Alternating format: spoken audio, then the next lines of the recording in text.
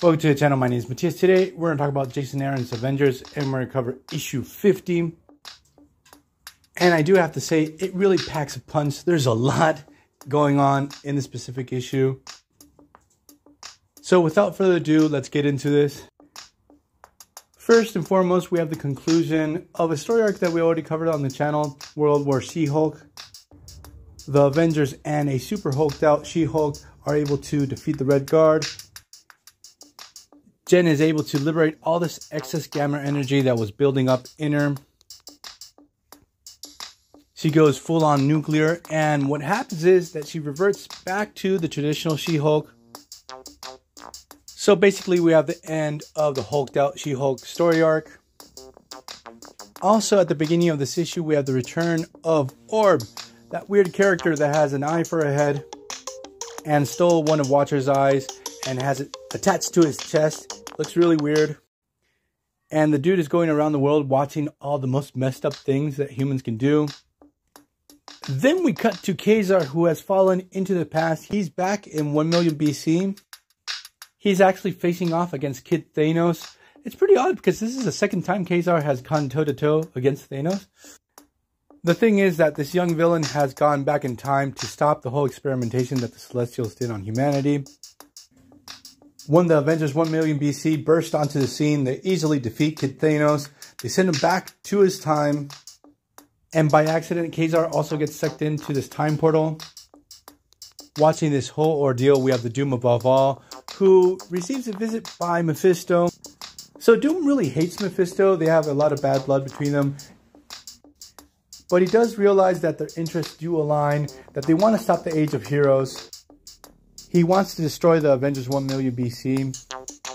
So the attention of the comic goes back to Ka-zar, who is falling through time.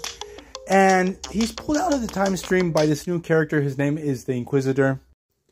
And he's actually a corrupted version of Howard Stark from another reality.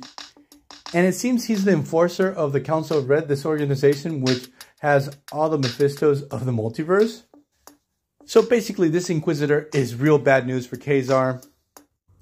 But what happens is the Inquisitor actually decides to leave Ka-zar on his own because he knows that the Earth that he's on at that moment is going to be devoured by Galactus.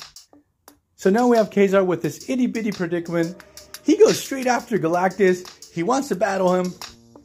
I can only imagine what Galactus thought when he saw Ka-zar coming at him with just a dagger.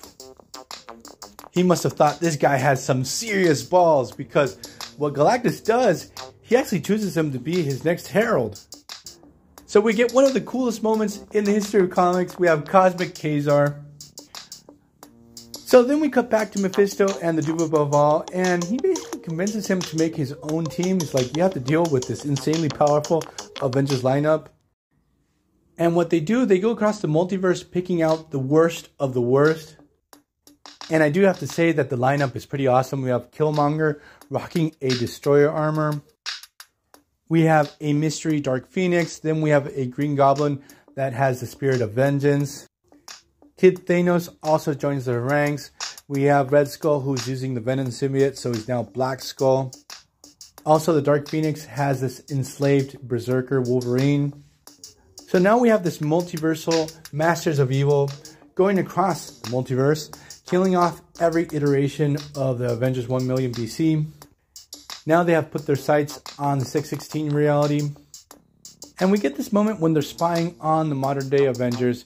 And Orb arrives. Like, he really wants to receive these guys. He's like, hi guys, I want to be your friend. He's totally ecstatic over this whole situation. And Doom straight up kills him right on the spot.